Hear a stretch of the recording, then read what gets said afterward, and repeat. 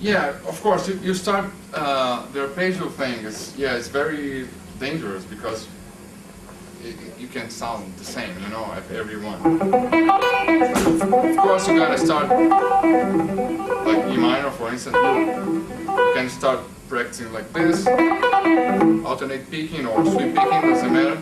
But then you have to find these three notes of the arpeggio where they are in the neck. You can play like this. Right?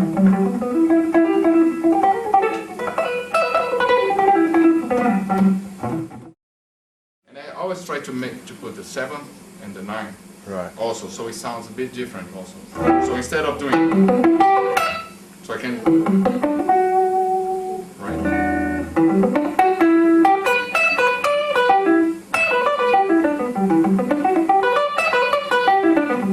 You don't need to play jazz to use this kind of arpeggios. You can do it in rock, you know, heavy metal can play.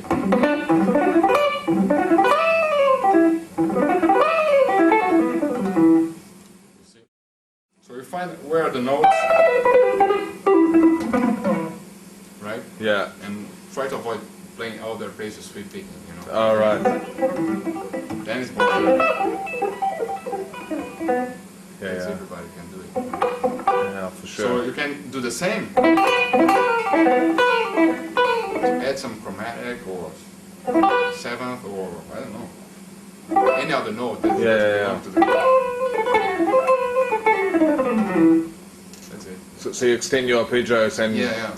But do you always still think of the E minor and then thinking of extending it with the chromatic notes or the other tensions? Yeah, I see the E minor here, so I can do like...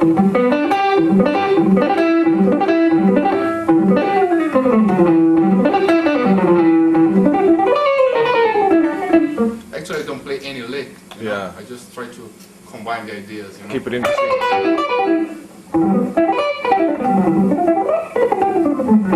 So we mix with scales or pentatonic, like. So you have the arpeggio here.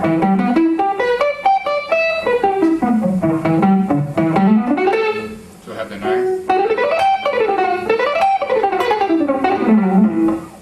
So in the end, I play almost the whole scale, right? Yeah, definitely.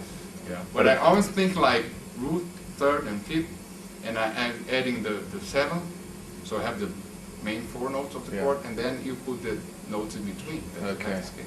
Oh, fantastic! Yeah. I never think of the scale as 1, 2, 3, 4, 5, 6, 7. I think 1, 3, 5, 7, and 2, 4, and you know, and the 6 in between, and adding a lot of chromatism, chromatic, in between. So.